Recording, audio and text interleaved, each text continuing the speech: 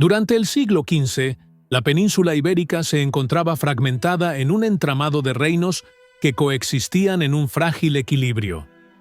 Castilla, Aragón, Portugal y el reino nazarí de Granada compartían un territorio marcado por las diferencias políticas, culturales y religiosas. Mientras los reinos cristianos del norte buscaban consolidar su poder, Portugal centraba sus energías en la expansión marítima, y en el sur, Granada resistía como el último bastión del Islam en Europa occidental.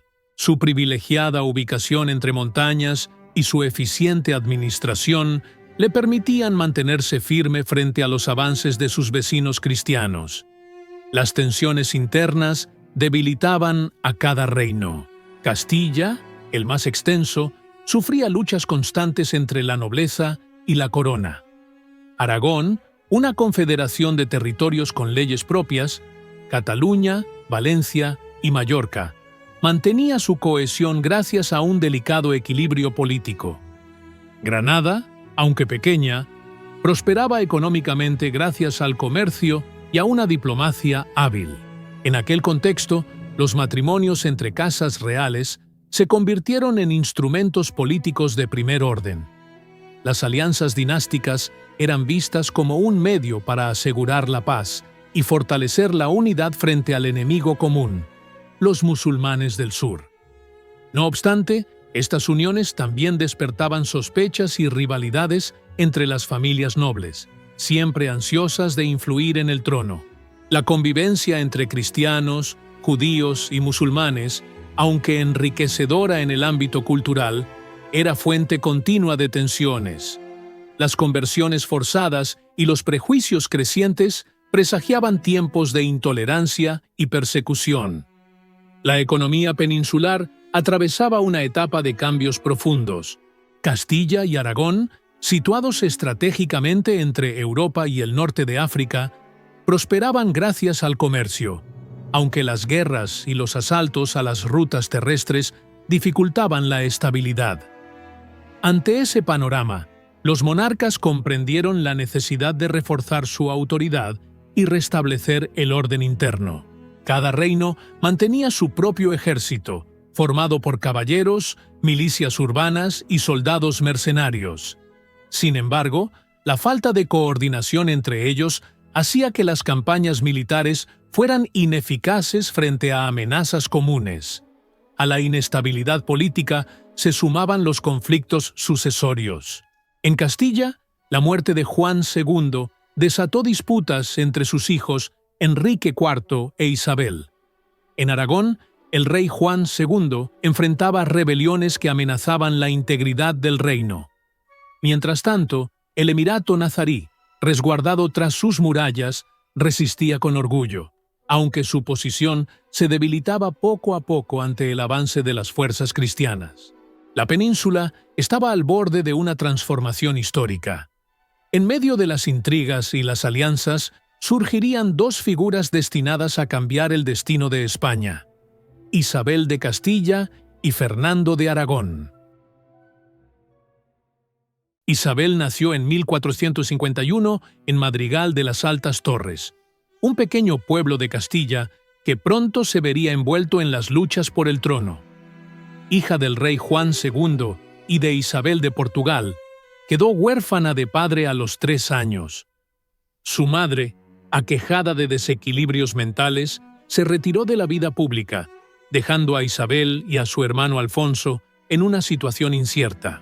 Criada en un ambiente austero y profundamente religioso, Isabel recibió una educación poco común para una mujer de su tiempo. Aprendió a leer, escribir y hablar latín, además de instruirse en historia, moral cristiana y principios de gobierno. Desde joven mostró un carácter firme y una inteligencia que llamaban la atención de quienes la rodeaban. Durante el reinado de su hermanastro, Enrique IV, Castilla se vio envuelta en un torbellino de conspiraciones. La nobleza se dividió entre los partidarios del rey y aquellos que defendían los derechos de Alfonso, el hermano menor de Isabel. Al morir este en 1468, muchos vieron en Isabel la única esperanza para restaurar la estabilidad. Aunque se le ofreció la corona, ella rechazó proclamarse reina por la fuerza y prefirió ser reconocida como heredera legítima mediante el Tratado de los Toros de Guisando. Su determinación y prudencia impresionaron incluso a sus adversarios. Isabel comprendía que el futuro del reino dependía de un gobierno fuerte y justo. Consciente del poder de las alianzas matrimoniales, se negó a los planes de Enrique IV, quien pretendía casarla con un príncipe portugués. Su negativa marcó un punto de inflexión. Isabel decidió escoger por sí misma al hombre con quien compartiría su destino. Fernando nació en 1452, en Sos del Rey Católico, en el Reino de Aragón. Hijo de Juan II y Juana Enríquez, creció en medio de conflictos y campañas militares. Desde niño demostró una inteligencia aguda y un talento natural para el mando. Su educación fue completa.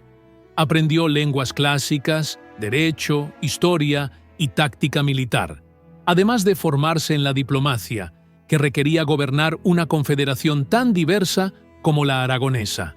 Acompañó a su padre en numerosas campañas, especialmente durante la rebelión catalana, donde se ganó el respeto de los soldados por su valentía y capacidad de liderazgo. Estas experiencias lo convirtieron en un joven decidido, ambicioso y pragmático, cualidades que más tarde definirían su reinado.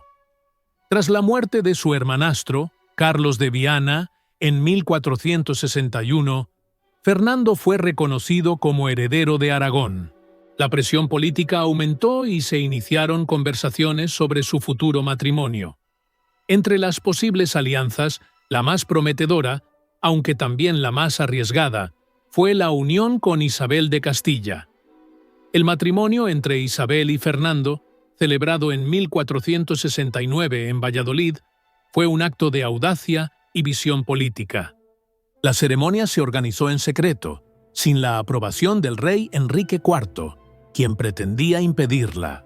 Fernando viajó disfrazado para eludir a los enemigos que podrían capturarlo en el camino.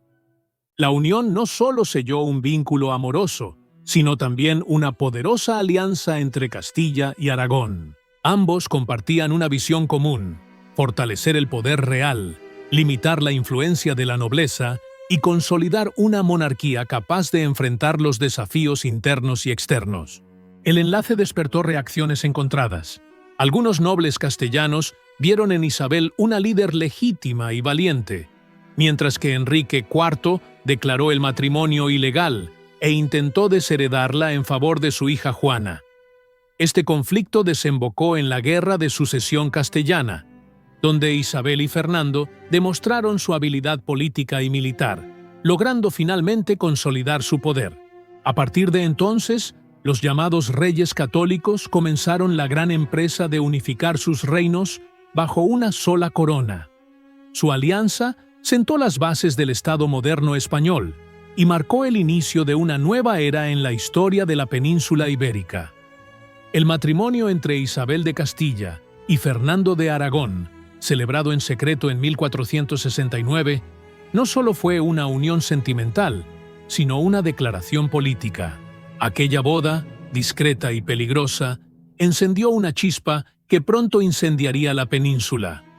Enrique IV, rey de Castilla, se sintió traicionado. Su hermanastra había actuado sin su consentimiento y contrariado sus planes diplomáticos. El monarca había prometido la mano de Isabel al rey Alfonso V de Portugal, una alianza que habría fortalecido los lazos entre ambos reinos. Pero Isabel eligió seguir su propio camino, desafiando las voluntades que pretendían manejar su destino. El ambiente político en Castilla era inestable, casi volátil. Las intrigas palaciegas, los bandos nobiliarios y las viejas disputas sucesorias dividían al reino. Cuando Enrique IV murió en 1474, sin dejar una sucesión clara, el trono se convirtió en el premio más codiciado y la guerra era inevitable. Su hija, la princesa Juana, a quien muchos llamaban despectivamente la Beltraneja por las sospechas sobre su paternidad, fue proclamada reina por parte de la nobleza partidaria de Portugal. Sin embargo, Otra parte del reino reconoció a Isabel como legítima soberana. Así comenzó la Guerra de Sucesión Castellana, una contienda que definiría el futuro de España. Fernando apoyó a Isabel desde Aragón, llevando consigo tropas, recursos y experiencia militar. Su presencia consolidó la causa isabelina, y juntos emprendieron la ardua tarea de conquistar no solo territorios, sino corazones y lealtades. Las batallas se extendieron por toda Castilla, desde los campos de Toro hasta los muros de Zamora y Burgos.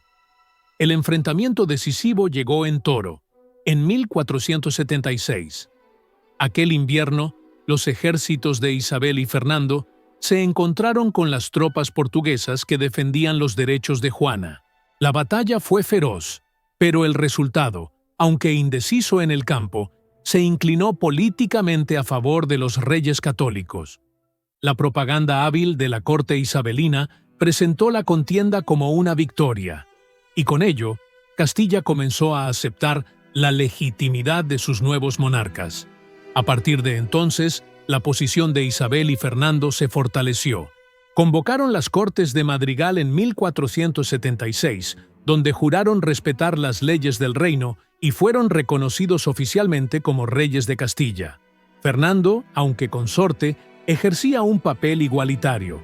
Su nombre figuraba en los documentos, sus decisiones se tomaban junto a las de Isabel, y su autoridad era indiscutida. Portugal, debilitado por la derrota, firmó la Paz de Alcáçovas en 1479. Este tratado puso fin al conflicto y reconoció la soberanía de Isabel sobre Castilla, mientras Portugal aseguraba su dominio sobre el Atlántico africano. Ese mismo año, la muerte de Juan II convirtió a Fernando en rey de Aragón, uniendo así, bajo una misma pareja, los dos grandes reinos cristianos de la península. Con esta unión, no una fusión total, sino una alianza de coronas independientes, nacía un nuevo poder. La península ibérica comenzaba a transformarse, y los reyes católicos se preparaban para su siguiente empresa, la conquista de Granada. Con la paz firmada y su autoridad consolidada, Isabel y Fernando dirigieron su mirada hacia el último bastión musulmán de la península, el reino nazarí de Granada. Durante más de 2 siglos, este pequeño pero próspero territorio había resistido las ofensivas cristianas gracias a su diplomacia, su comercio y las montañas que protegían sus fronteras. Pero el tiempo de su aislamiento llegaba a su fin. El reino granadino, gobernado por la dinastía nazarí, se encontraba sumido en luchas internas. El sultán Muley Hassen, envejecido y cada vez más impopular, enfrentaba la rebelión de su propio hijo, Boabdil. Las divisiones dentro del emirato ofrecían a los reyes católicos una oportunidad única para completar la reconquista, empresa que desde hacía siglos alimentaba el espíritu de los reinos cristianos. En 1482, las tropas castellanas cruzaron la frontera y tomaron la ciudad de Alhama, marcando el inicio de una guerra que se prolongaría por una década. La campaña de Granada no fue una simple expedición militar. Fue un proyecto político, económico y religioso cuidadosamente planificado. Isabel y Fernando se presentaban ante Europa como defensores de la fe cristiana, continuadores de una misión sagrada que culminaría con la extinción del Islam en suelo ibérico. Los monarcas movilizaron un ejército moderno para la época, bien equipado, disciplinado y sostenido por una administración eficiente. A diferencia de las guerras feudales anteriores, la de Granada fue dirigida directamente por la corona. Isabel, incansable, supervisaba la logística, el suministro de víveres y la moral de las tropas. Su presencia en los campamentos, vestida con armadura y símbolo de la cruz en el pecho, se convirtió en leyenda. Durante los años siguientes, la guerra avanzó lentamente pero con firmeza. Las ciudades del reino nazarí fueron cayendo una tras otra. Ronda, Loja, Vélez, Málaga. Málaga, Baza. Cada victoria costaba sangre y esfuerzo, pero también consolidaba la autoridad real. La campaña no solo fue un triunfo militar, fue un ejercicio de organización y poder estatal. Boabdil, el joven rey granadino, alternaba entre la resistencia y la negociación. Su situación se tornó insostenible cuando perdió el apoyo de parte de su propia nobleza. Finalmente, el cerco a Granada comenzó en la primavera de 1491. Isabel y Fernando establecieron su campamento en Santa Fe, una ciudad fundada ex profeso para coordinar el asedio. Desde allí dirigieron las operaciones finales. El 2 de enero de 1492, tras meses de resistencia, Boabdil entregó las llaves de la Alhambra. La bandera de Castilla ondeó sobre las torres rojas del palacio, y el eco de las trompetas anunció el fin de 8 siglos de presencia musulmana en la península. Isabel y Fernando entraron triunfantes en la ciudad, recibiendo la rendición con solemnidad y prometiendo respetar los derechos y la religión de los vencidos. La conquista de Granada no solo fue un acontecimiento militar, fue el símbolo de una nueva era. Con la caída del último reino musulmán, la reconquista había terminado, y los reyes católicos se presentaban ante Europa como monarcas de una nación unificada bajo la fe cristiana. Las crónicas contemporáneas describieron aquel momento como la consumación de un sueño colectivo, y la monarquía aprovechó ese triunfo para reforzar su legitimidad. Sin embargo, el fin de Al-Ándalus también abrió la puerta a nuevas tensiones. La convivencia entre cristianos, musulmanes y judíos, que había caracterizado la vida peninsular durante siglos, empezaba a desmoronarse. La victoria trajo consigo un impulso religioso que pronto derivaría en políticas de intolerancia.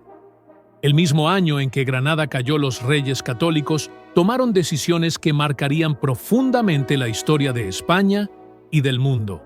La creación de la Inquisición, la expulsión de los judíos y la financiación de una expedición que cambiaría para siempre la geografía del planeta.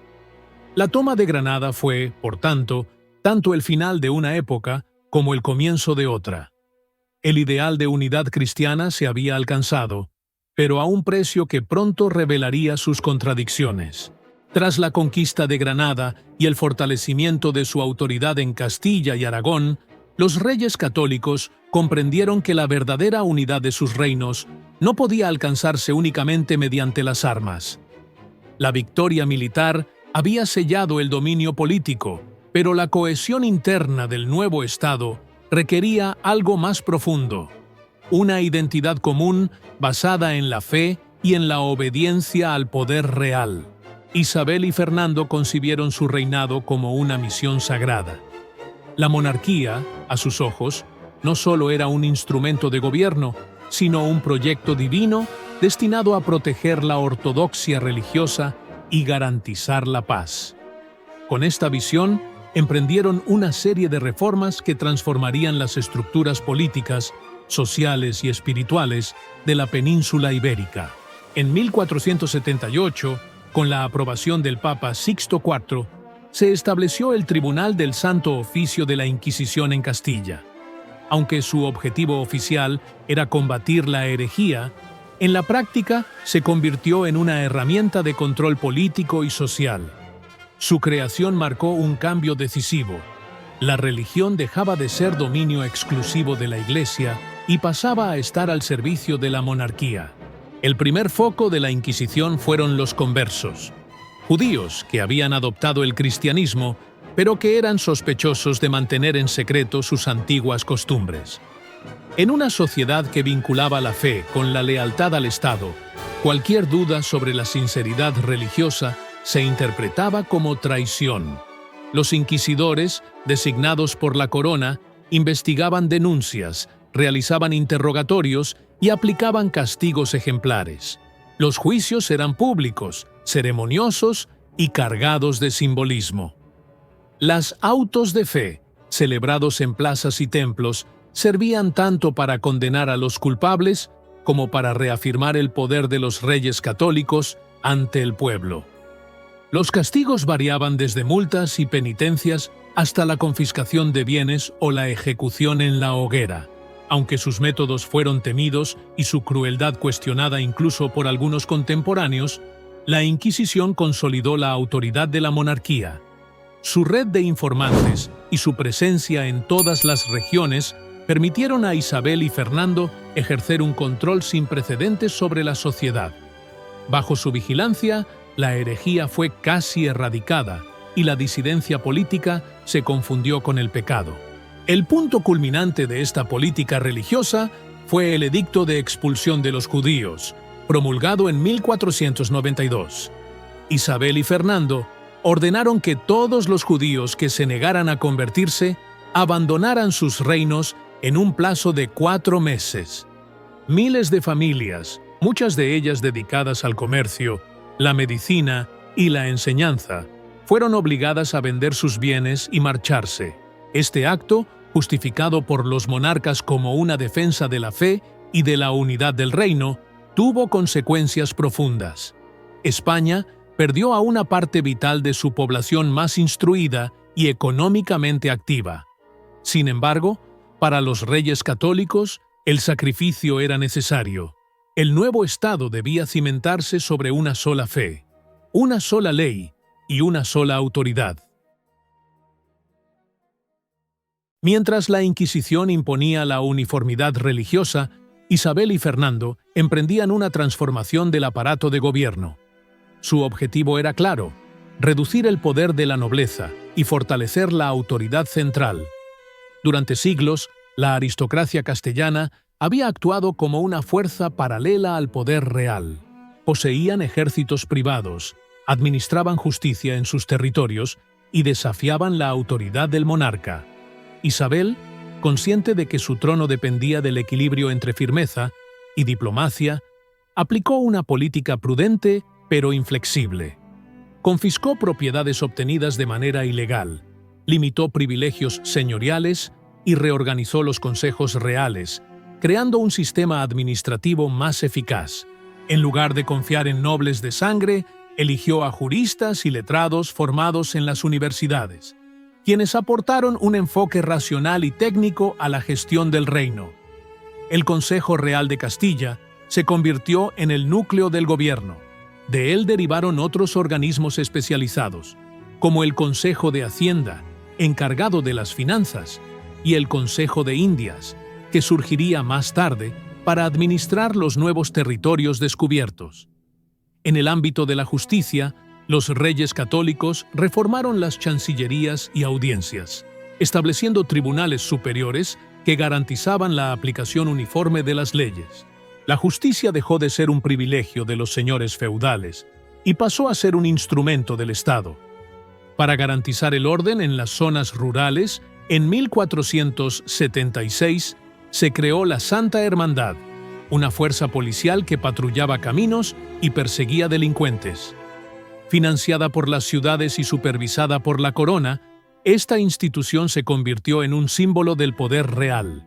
Sus miembros, fácilmente reconocibles por sus uniformes, actuaban con rapidez y eficacia. En pocos años lograron erradicar el bandolerismo y asegurar la paz en los campos de Castilla. Estas medidas administrativas transformaron profundamente la monarquía. Por primera vez, los reinos de Castilla y Aragón comenzaron a funcionar como un conjunto coherente, aunque respetando sus particularidades legales. Fernando, en Aragón, aplicó un enfoque más diplomático, trabajando con las cortes locales y respetando los fueros tradicionales, pero siempre asegurando la supremacía de la corona. Tras décadas de conflictos, la economía castellana mostraba signos de recuperación. Isabel y Fernando promovieron la agricultura, protegieron el comercio y favorecieron la fundación de ferias y mercados. Las rutas comerciales fueron aseguradas por la Santa Hermandad y se impulsaron tratados con potencias extranjeras para fomentar el intercambio. La reorganización fiscal permitió financiar las campañas militares y los ambiciosos proyectos del reino. Los ingresos de la corona crecieron, y con ellos su capacidad para sostener ejércitos permanentes y una burocracia profesional. De esta manera, la monarquía de los Reyes Católicos se convirtió en un modelo de gobierno moderno, centralizado, eficiente y dotado de una ideología unificadora basada en la religión y el orden. A finales del siglo XV, Isabel y Fernando ya no eran solo soberanos de Castilla y Aragón. Se habían transformado en los monarcas de una nación emergente.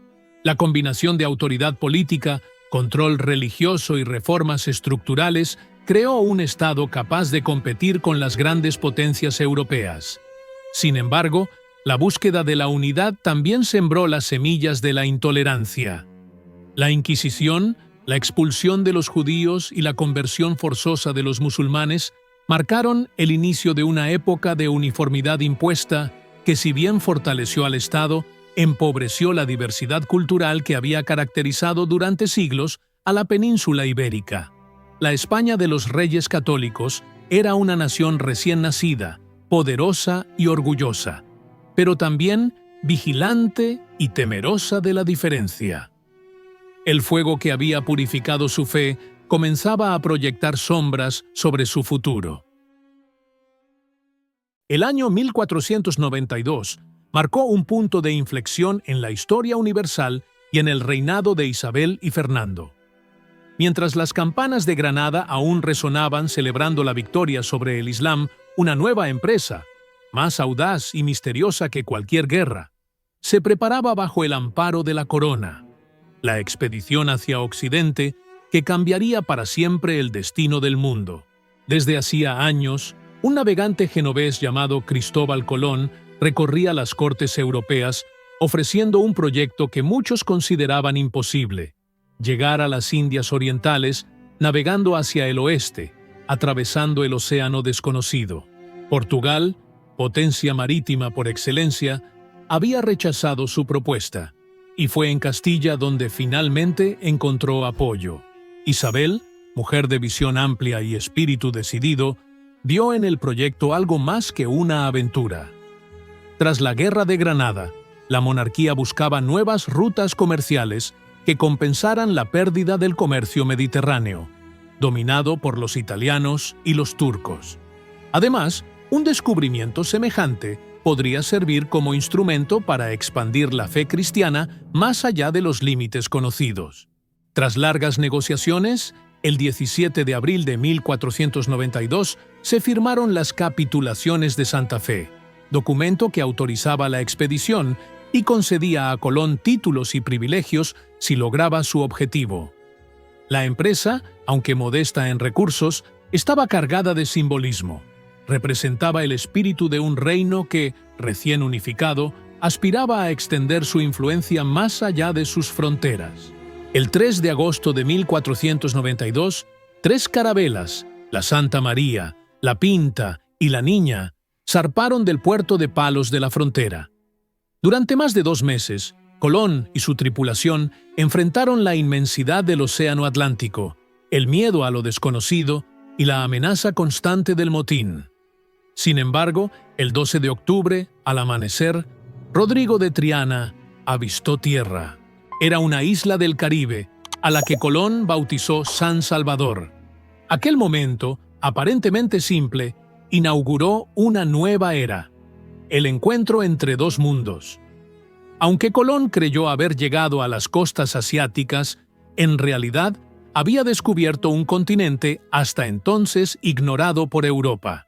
Su regreso a Castilla fue recibido con asombro y júbilo. Los reyes católicos lo recibieron en Barcelona con honores, conscientes de que aquel hallazgo abría las puertas a un imperio desconocido. En los años siguientes se organizaron nuevas expediciones. Colón realizó 3 viajes más, explorando las Antillas y parte del continente americano.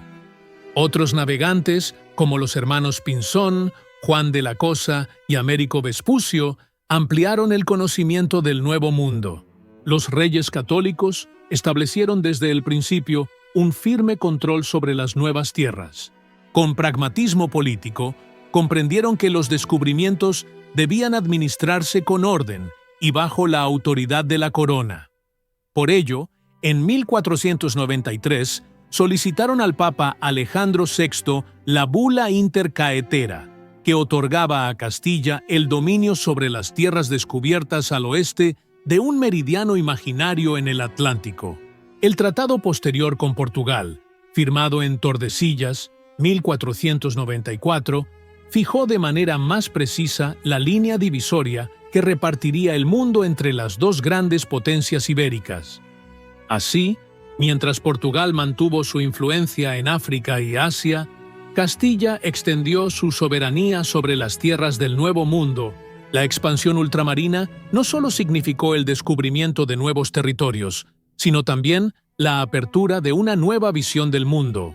España se situaba en el centro de un proceso global que transformaría el comercio, la ciencia, la religión y la cultura.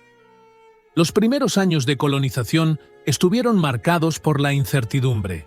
Las islas recién descubiertas ofrecían pocos recursos materiales inmediatos, pero la esperanza de riquezas futuras impulsó a la corona a seguir invirtiendo. Los monarcas organizaron la administración de los nuevos territorios a través de adelantados y gobernadores, y comenzaron a establecer normas para la conversión y protección de los indígenas, aunque en la práctica estos principios fueron frecuentemente vulnerados. El oro y las nuevas rutas comerciales transformaron gradualmente la economía castellana. Las ciudades portuarias, como Sevilla, adquirieron protagonismo, y el comercio marítimo se convirtió en un pilar del Estado. La visión de Isabel y Fernando trascendía las fronteras peninsulares. La monarquía se concebía ya como un imperio universal al servicio de Dios y del rey. Mientras el horizonte del reino se expandía hacia el Atlántico, el tiempo de Isabel se acercaba a su fin. En los últimos años de su vida, la reina enfrentó duros golpes personales: la muerte de su único hijo varón, el príncipe Juan, la pérdida de su hija Isabel, reina de Portugal, y las dificultades mentales de Juana, su heredera casada, con el archiduque Felipe de Habsburgo. A pesar de la tristeza, Isabel mantuvo hasta el final su firmeza y su fe. En 1504, gravemente enferma, dictó su testamento en Medina del Campo, documento en el que se reflejaba su espíritu de responsabilidad y su visión política. En él dejó instrucciones precisas sobre el gobierno del reino, la sucesión y el trato justo a los indígenas del Nuevo Mundo, recordando que no se les haga agravio alguno, ni se les consienta mal ni daño. Isabel la Católica murió el 26 de noviembre de 1504, rodeada de su familia y consejeros. Su muerte dejó un vacío profundo en Castilla. Su reinado, sin embargo, marcó el inicio de una nueva era, la de España como potencia mundial. Fernando continuó gobernando en Aragón y como regente de Castilla durante algunos años más, siempre con la misma energía política. Su habilidad diplomática le permitió asegurar alianzas con las principales casas europeas, preparando así el camino para el futuro imperio de su nieto, Carlos I de España y V de Alemania. Con la unión de sus coronas, la organización del Estado, la conquista de Granada y el descubrimiento del Nuevo Mundo, Isabel y Fernando sentaron las bases del primer Estado moderno de Europa. Su reinado marcó el tránsito de la Edad Media a la Edad Moderna, y su huella quedó grabada en la historia no solo de España, sino de todo el mundo. El descubrimiento de América transformó la percepción del hombre sobre el planeta y sobre sí mismo. Por primera vez, la humanidad comprendió que el mundo era mucho más vasto de lo que había imaginado. Y en el centro de esa revelación estaban los reyes católicos, impulsores de una aventura que trascendió las fronteras de su tiempo y extendió la influencia española a los confines del océano. El siglo XV concluía con un reino unificado, poderoso y proyectado hacia el futuro. Pero el precio de esa grandeza había sido alto. Guerras, intolerancia y la pérdida de la diversidad que alguna vez caracterizó la península. España había nacido como una nación de fe y conquista, destinada a escribir en los siglos siguientes las páginas más brillantes y también las más oscuras de la historia moderna. Tras la muerte de Isabel, el trono de Castilla pasó legalmente a su hija Juana, conocida por su inestabilidad emocional, y a su esposo Felipe de Habsburgo, heredero de una de las casas más poderosas de Europa. Fernando, aunque aún gobernaba en Aragón, se resistía a perder la influencia sobre Castilla, el corazón de su poder. La llegada de Felipe el Hermoso a la península generó un ambiente de rivalidad política. La nobleza castellana, deseosa de recuperar parte de su autonomía, apoyó al archiduque frente al rey aragonés. La corte se dividió en facciones y Castilla volvió a vivir momentos de incertidumbre. Sin embargo, el destino volvió a favorecer a Fernando. En 1506, la muerte repentina de Felipe dejó a Juana incapaz de gobernar, sumida en un profundo estado de desequilibrio mental. Ante esta situación, Fernando asumió la regencia de Castilla en nombre de su hija, consolidando nuevamente el poder en sus manos. Durante esta etapa, Fernando demostró una vez más su astucia política. Mantuvo la unidad del reino, reorganizó la administración y reforzó los lazos internacionales mediante alianzas matrimoniales que garantizarían la continuidad de su obra. Su nieto Carlos, hijo de Juana y Felipe, se perfilaba como el futuro heredero de un vasto conjunto de territorios que abarcaban desde Flandes hasta América. Fernando no se limitó a gobernar en la península. Consciente de que la estabilidad de España dependía de su posición en Europa, dirigió su mirada hacia Italia, escenario de intensas luchas entre las grandes potencias del continente. Su intervención en el sur italiano le permitió asegurar el control sobre el reino de Nápoles, consolidando así la influencia española en el Mediterráneo. Estas campañas no solo fortalecieron la posición geoestratégica de España, sino que también proyectaron su poder hacia el corazón político de Europa. La monarquía hispánica comenzaba a ser vista como una potencia emergente, capaz de competir con Francia y el Sacro Imperio Romano Germánico. El matrimonio de sus hijos e hijas fue una herramienta diplomática clave. La política matrimonial que tanto había caracterizado su reinado alcanzó su máxima expresión. Sus descendientes estaban emparentados con las casas reales de Portugal, Inglaterra, Austria y Borgoña. Gracias a ello, los reyes católicos lograron lo que durante siglos había parecido imposible: situar a España en el centro de la política europea. Mientras tanto, en el interior de la península, las reformas emprendidas durante el reinado conjunto continuaban su desarrollo. Fernando fortaleció la autoridad de la Santa Hermandad, la milicia civil creada para garantizar el orden y la seguridad en los caminos. Reorganizó la administración de justicia, amplió la red de corregidores y perfeccionó la gestión de las finanzas públicas. El ideal de monarquía fuerte y centralizada se imponía definitivamente sobre el feudalismo medieval. Las viejas estructuras nobiliarias perdían influencia frente al poder real, y el concepto de soberanía nacional comenzaba a tomar forma. En el ámbito religioso, Fernando mantuvo la estrecha relación con la Iglesia que había caracterizado su gobierno junto a Isabel. A medida que envejecía, Fernando fue consciente de que su tiempo se agotaba, pero también de que había asegurado el futuro de su dinastía. Su política matrimonial, sus victorias militares y su firme administración habían dejado los cimientos de un Estado sólido. En 1509, bajo su impulso, se emprendió la conquista del norte de África, con la toma de plazas como Melilla, Orán y Bujía. Estas campañas prolongaban el espíritu de la Reconquista y proyectaban la fe cristiana más allá del estrecho de Gibraltar. Sin embargo, su última etapa estuvo marcada por la soledad. Tras la muerte de Isabel, contrajo segundas nupcias con Germana de Foix, sobrina del rey de Francia, en un intento por asegurar un heredero para Aragón. A pesar de su energía y su perseverancia, ese propósito no se cumplió. El 23 de enero de 1516, Fernando murió en Madrigalejo, en la actual provincia de Cáceres. Su cuerpo fue trasladado a Granada para descansar junto a Isabel en la Capilla Real, bajo una misma tumba que simboliza la unión de sus destinos y de sus reinos.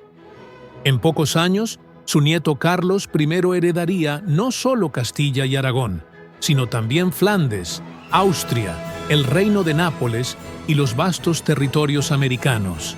Así nacería el Imperio Español, el primero verdaderamente global, donde no se ponía el sol. El reinado de los reyes católicos marcó la transición definitiva entre la Edad Media y la Edad Moderna. Bajo su dirección, España pasó de ser un conjunto fragmentado de reinos a una potencia unificada, con instituciones sólidas y una identidad común basada en la fe y la monarquía. Su labor reformadora modernizó la administración, fortaleció la justicia y sentó las bases de un ejército profesional. La unificación religiosa, aunque trágica en sus consecuencias humanas, proporcionó al Estado una cohesión ideológica sin precedentes y, sobre todo, la apertura al Atlántico transformó para siempre la historia de la humanidad. El siglo XVI, que comenzó con la figura de su nieto Carlos, fue la continuación natural de su obra. La monarquía hispánica heredó de ellos su estructura política, su espíritu de expansión y su ideal de servicio divino. En cierto modo, cada conquista, cada catedral y cada virreinato del Imperio Español llevaba consigo la impronta de aquellos soberanos que habían soñado con una España única, fuerte y cristiana. Isabel y Fernando no solo unificaron un territorio, forjaron una visión. Su legado sobrevivió a las guerras, a las crisis y al paso de los siglos, permaneciendo en la memoria histórica como los reyes católicos, símbolo de una época en la que el poder, la fe y la ambición se entrelazaron para cambiar el curso del mundo. Si esta historia te hizo viajar al pasado, si sentiste el peso de las coronas, el rumor de las batallas y la grandeza de una época que marcó el destino del mundo, entonces deja tu like, suscríbete al canal y activa la campanita para que no te pierdas las próximas historias que seguimos rescatando del tiempo. Nos vemos en el próximo video. Somos Histocultura.